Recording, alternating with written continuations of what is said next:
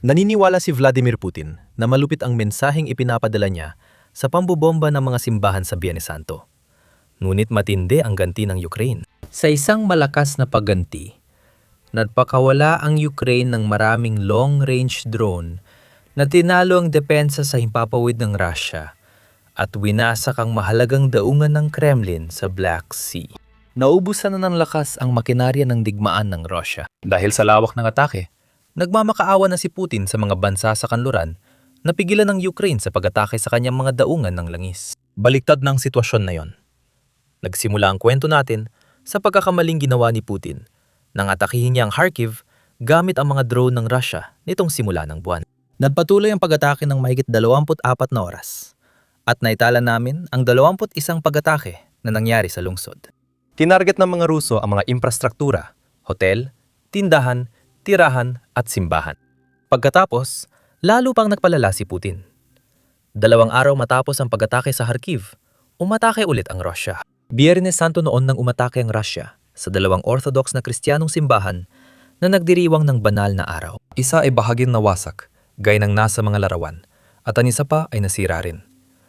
Mahalaga ring tandaan na hindi ito mga bagong gusali. Ang isang simbahan ay itinayo noong unang bahagi ng mga taong 1900 at ang isa pa ay itinayo noong huling bahagi ng mga taong 1800. Ibig sabihin, ang mga simbahang ito ay nakaligtas sa unang digmaang pandaigdig, ikalawang digmaang pandaigdig, at pananakop ng Nazi. Pero ngayon sinusubukan ng Russia na wasakin sila. Sa kabutihang palad, ngayon ay may sagot ang Ukraine. Isang sagot na hindi inaasahan ni Putin. Kagabi, naglunsad ang Ukraine ng malawakang drone attack sa okupadong Crimea at Timog Russia na mahalaga sa ekonomiya ng digmaan ng Russia. Ginagamit ng Russia ang isang daungan sa Black Sea para mag-export ng langis na pinatawan ng sanksyon. At yun mismo ang tinatarget ng Ukraine. Tingnan mo ang daungan na ito pagkatapos ng pag-atake. Para itong eksena sa pelikula.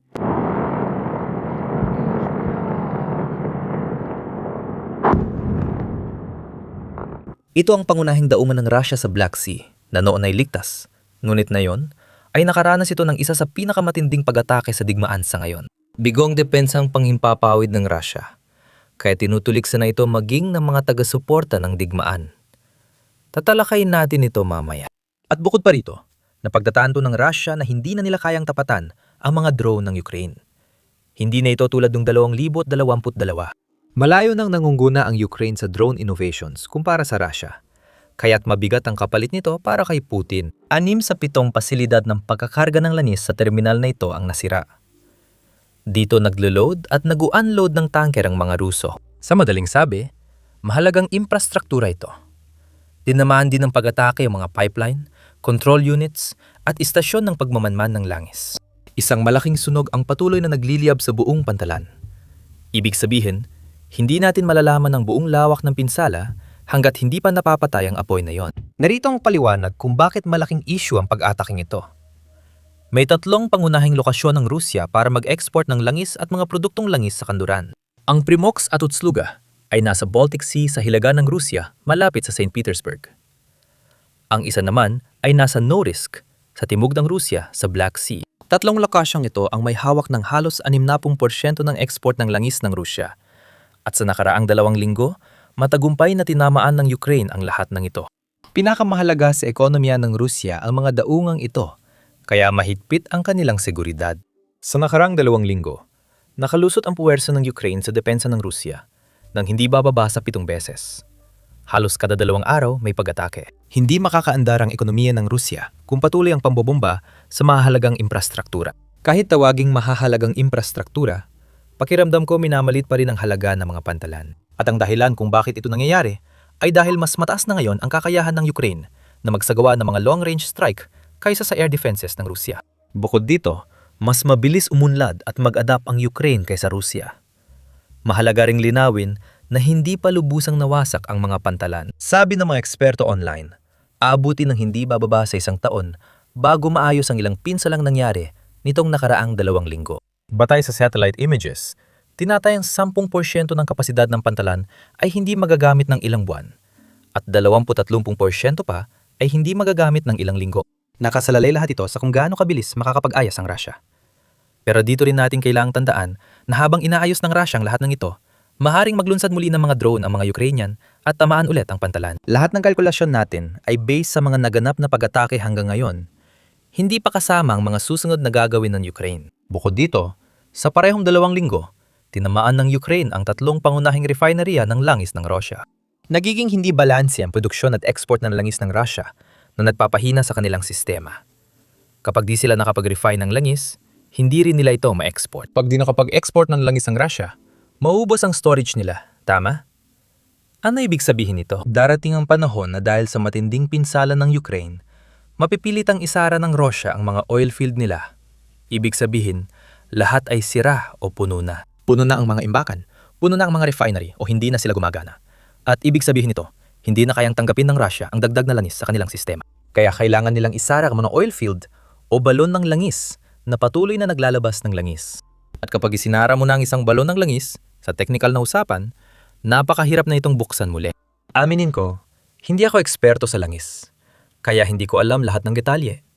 Pero base sa mga pagsusuri ng eksperto online, mukhang ayaw talagang isara ng Rusya ang mga balon ng langis. Kung patuloy pumalpak ang air defense ng Rusya, kakailanganin talaga nila itong gawin sa hinaharap. Ngayon, dito ko gustong ibahagi sa inyo ang isang nakakaintrigang pahayag na nilabas ni Pangulong Zelensky na tinutulig sa ang pagkukunyari ng Rusya sa harap ng buong mundo.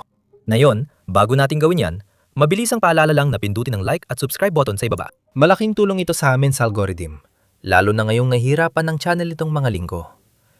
Ituloy na natin ang pahayag na ito. Laging sinasabi ng mga Ruso ang kompromiso, pero hindi naman nila ito ginagawa. Puro ultimatum lang ang alam nila. Gusto nilang umatras tayo mula sa ating teritoryo na nasa ilalim ng ating kontrol. Pero ang dahilan ng hinihingi nila ay dahil sa matitindi nilang kawalan. Iniisip nilang kung umatras tayo, hindi sila mawawala ng daan-daang libong tao. Totoo ito, pero hindi tayo pwedeng umatras dahil delikado para sa atin. Lalakas ang posisyon ng Rusya sa Ukraine at maghahanda sila para sa dagdag na pananakop. Sinunggaling ang mga Ruso at niloloko nila si Pangulong Trump. Sigurado akong gusto talaga nilang sakupin ang bansa natin. Kaya dapat natin silang pigilan, magpatupad ng tigil putukan, magbigay ng matitibay na garantiya sa seguridad, at pagkatapos ay idaan sa diplomasya. Kaya mahalaga ang mga pag-atake ng Ukranyano. Kung mawalan ng pondo sa digmaan si Putin, maaari siyang mapilitang makipag-usap kahit ayaw niya. Kung hindi kikita ang Russia sa mahal na langis, wala nang paraan para makaraos sila sanksyon. Alam mo ba kung ano? Kahit tumaas presyo ng langis dahil sa digmaan sa Iran, hindi masyadong nakikinabang ang Russia. Hindi ako nagsabi niyan, kundi media mismo ng Russia. Pakinggan mo. Ayon sa mga pahayagan sa Russia, hindi gumanda ang budget ni Putin kahit tumaas sa mahigit $100 kada bariles ang presyo ng langis. Sa totoo, kahit mataas ang presyo ng langis dahil sa digmaan sa Iran, hindi pa rin ito nakakatulong sa ekonomiya ng Russia. Ayon sa Kommersant ngayon. Headline, paparating pa lang ang petrodollars. Wala pang benepisyo sa budget mula sa digmaan sa gitnang silangan. Noong Marso 2026, bumaba ng 43% ang kita ng federal na budget mula sa langis at gas kumpara sa parehong panahon noong nakaraang taon, ayon sa kagawaran ng pananalapi.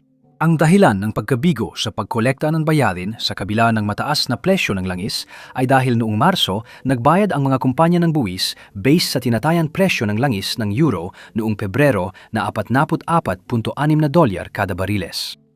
Ang $77 kada bariles noong Marso ay makakaapekto sa kita sa Abril. Samantala, patuloy na nahihirapan ang budget.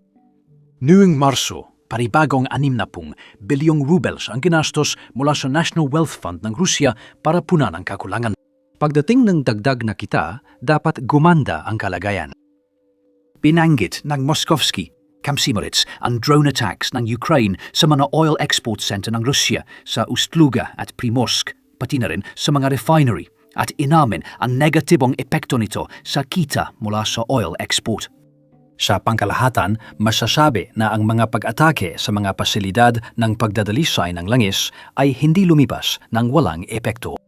Bago magsimula ang pagtatanim, kinailangan ng gobyerno suspindihin ang pag-export ng gasolina hanggang Hulyo 1. Malinaw na lubos na walang batayan ang kasiyahan sa dagdag kita mula sa pagtaas ng presyo ng langis. Ipinapakita ng mga pangyayari na dapat mas konserbatibo ang mga pagtataya. At hulaan mo? Dahil sa mga pag-atake na nangyayari sa loob ng Rusya halos araw-araw, ngayon ay nakikita na natin na kahit ang mga taong pabor sa digmaan na dating mga sundalo na sumusuporta sa digmaan noon, ay hayagang umaamin na ang Rusya ay halos walang depensa. Ibig sabihin, sobrang humina ng air defense ng Rusya, kaya hindi na protektado ang malaking bahagi ng bansa at mga mahalagang infrastruktura tulad ng mga pantalan. Nauubusan na talaga ng air defense ang Rusya. Naubos ng mise nila pati anumang panlaban sa drone at missile. Pakinggan mo, galing ito sa dating koronel ng Rusya. Ano ang kailangan natin tandaan?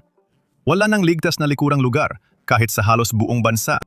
Dahil dito, para sa lokasyon ng lahat ng command post at mga pasilidad ng infrastruktura at sistema ng depensa sa himpapawid ng bansa, kailangang magtakda ng ibang mga kinakailangan sa pagpapakalat ng mga supply at kagamitan mayon. Ngayon, dahil sa makabagong pag-atake mula sa himpapawid at dagat, halos buong bansa ay tinatarget. Mula sa teritoryo ng bansa. Hindi ito hiwalay na kaso. May isa pang Russian war blogger na sumasagot sa isang prangkang tanong mula sa kanyang mga taga-subaybay. Ang sagot kung bakit napakaraming drone ang nakakalusot sa atin ay dahil may malubha tayong kakulangan sa mga missile ng air defense, lalo na sa mga unit ng pansier. Madalas, nakaparada ang mga sasakyan na walang bala. Hindi nakakahiya ang pagiging tapat. Mas nakakahiya kung hindi natin masolusyonan ang problemang ito. Ang mga sagot na ganito, ang eksaktong dahilan kung bakit sinusubukan ni Putin na ipasara ang internet sa Russia at ipasara ang telegram. Ayaw niyang malaman ng mga tao kung ano talagang nangyayari at kung bakit sila naghihirap dahil sa digmaang siyang nagsimula. Sa katunayan, sobrang higpit ng ginagawang paghihigpit ni Putin kaya nagiging isang dystopia na lipunan ang Russia. Maraming dashcam clip ng mga Russian na pinapahinto sa checkpoint at pinapabuksan ng pulis ang cellphone nila para tingnan kung may VPN o bawal na content. Hindi ba't nakakabaliw yun? Ito ay isang bagay na hindi naman nangyayari kahit nung 1 taon lang o 2 taon lang nakalipas. Pero ngayon, sobrang tagal at sobrang sama na ng takbo ng digmaan, kaya nangyayari na ito. At hindi lang ako ang nagsasabi nito. Panurin mo mismo ang clip. Tingnan mo. Magandang araw, pulis kami. Pwede po bang makita ang inyong dokumento? Ipakita mo ang iyong lisensya sa pagmamaneho. Heto po.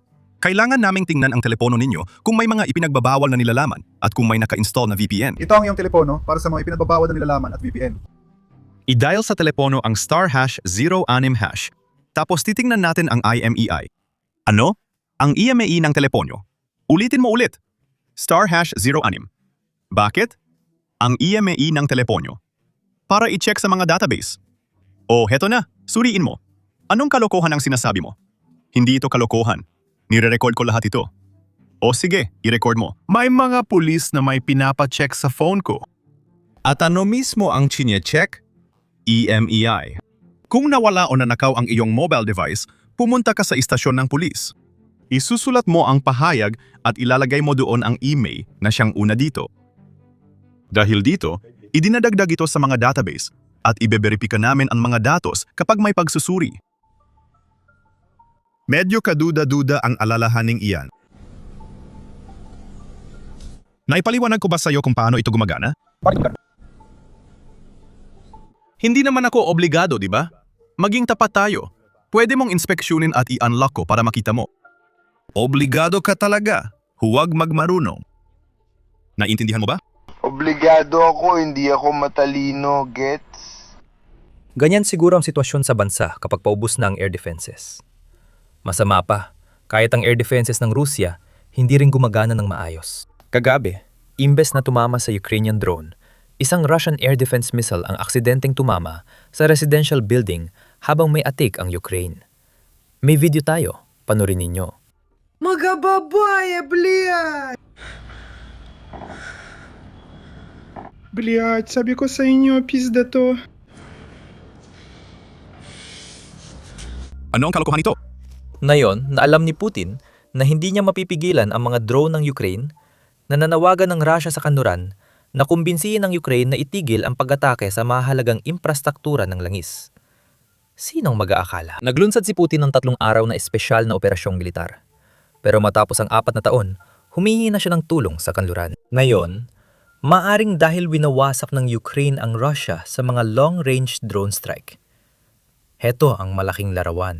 Kita mo, sa unang pagkakataon sa loob ng 4 na taon, mas maraming long-range na drone ang inilunsad ng Ukraine papasok sa teritoryo ng Russia kaysa sa inilunsad ng Russia papunta sa Ukraine. Noong Marso ito nangyari. Tingnan mo ang graph sa screen. Mas mabilis tumaas ang produksyon ng drone ng Ukraine kaysa sa anumang naabot na ng Russia. Karamihan sa mga drone na ito ay gawa ng mga kumpanyang Ukrainian sa Ukraine. Malaking kalamangan yan para sa gobyerno ng Ukraine. Dahil sa ganitong paraan, hindi na nila kailangang humingi ng permiso sa ibang bansa para magdesisyon kung ano ang pwede nilang tamaan at kung ano ang hindi. Maari silang magdesisyon agad, ilunsad ang drone, at piliin ang pinakamakapag-pressure sa Russia. Noong Marso, nakita natin na sinimula ng Ukraine na tamaan ng mga pantalan sa St. Petersburg, Baltic Sea at Black Sea. Sa katunayan, kung titingnan natin ang lahat ng datos na mismo ang Russia ang naglalabas, makikita natin na talagang tumaas ng husto ang mga long-range strike noong buwan ng Marso. At gamit pa yan ang datos ng Russia. Isipin mo, walang raso ng Russia para palabasing magandang Ukraine. Kabaliktaran pa nga. Kaya kung datos nila mismo ang nagpapakita nito, isipin mo kung ano ang totoo. Ito ang dahilan kung bakit lantaran ng pinag-usapan ng mga Ruso ang totoong pinsala ng digmaang ito. Napagtanto nilang hindi ayon sa plano ang nangyayari at dapat lang asahan iyon. Walang bansa, at seryoso ako, walang bansa ang pwedeng lumamang pagkatapos ng ilang taon ng matagalang digmaan. Sa likas na katangian nito, ang matagalang digmaan ay isang bagay na hindi pinlano ng bansa. Ibig sabihin, ramdam na ng mga Ruso ang epekto ng digmaang sinimulan ni Putin at hayagan na nila itong pinag-uusapan. Pakinggan ninyo ito. Ako mismo ang magbibigay din dito. Linawin ko lang ang totoong pinsala sa digmaang ito. May ulat na iniharap sa Kalechka. Ilan ang namobilisa noong nakaraang taon? Ngayong taon, higit sa 400,000. Ganito ang sitwasyon. Eksakto, pumirma sila ng kontrata. Ang sitwasyon ay ganito na ngayon ay bumubuo na ng mga unit militar, kabilang na mula sa Strategic Missile Forces, at bumubuo rin ng mga rifle regiment mula sa ika-12 pangunahing direktorado at iba pa. Ang ika-12 pangunahing direktorado ang namamahala sa imbakan ng sandatang nuklear. Paalala ko lang na, halimbawa, may utos mula sa Pangulo na tugunan ang mga issue kaugnay ng mga nawawalang tao bago mag-Abril 1, ibig sabihin ay tulong, dokumentasyon, pag-oorganisa ng panghahanap at iba pa. Wala namang nagawa. Bakit? Para sa maraming opisyal, matinding dagok ito. Ipinapakita nito ang tunay na lawak ng mga pagkawala at tunay na naging kapalit ng mga tagumpay nila. Ang tunay na halaga ng mga tagumpay na ito, wala pa rin tayong nagkakaisang talaan ng mga tauhan. Hindi ko tinutukoy ang mga bayad, bagaman marami ring problema roon, kundi ang isang sistemang malinaw na sumusubaybay kung kailan pumirma ng kontrata ang isang tao, saan siya nagsanay, ilang araw iyon, saang unit siya kabilang, kailan siya nawala, at iba pa. Nawala ba siya? O walang tala tungkol sa kanya? Aktibo pa rin siyang sundalo at may tumatanggap ng pera para sa kanya. Halimbawa, ang commander ng ika-128 hiwalay na Motorized Rifle Brigade, Vladislav Nikiforov, ay umano'y sangkot sa ganitong mga eskema, tumatanggap ng pera para sa mga nasawing sundalo. Ibinigay niya ito sa mas mataas na opisyal, at lahat ay kontento. Ibinabahagi niya ito sa pamunuan ngayon. Para maintindihan ang asa ng Iran ngayon, kailangan nating balikan kung paano ito nakarating sa kinalalagyan nito. Hindi lang ibig sabihin na bumalik tayo sa 1979 nung naganap ang Rebolusyong Islamiko. Kailangan nating balikan ang panahon ng dinastiyang Qajar na namuno sa Iran nung ika-19 na siglo para makita kung paano ang kanilang mga desisyon ay nakaapekto pa rin sa Iran na yon. At hulaan mo kung ano. Iyan mismo ang ginagawa namin sa podcast series namin, kakalabas lang ngayong araw. Kaya kung ikaw ay interesado sa kasaysayan ng Iran at kung paano tayo napunta sa kinalalagyan nating na yon, siguradong pakinggan mo ito. Mapapanood mo ito sa pamamagitan ng pag-click sa mga link sa description o kaya i-click mo lang ang end screen sa iyong screen. Basta, i-click mang video na nasa iyong screen.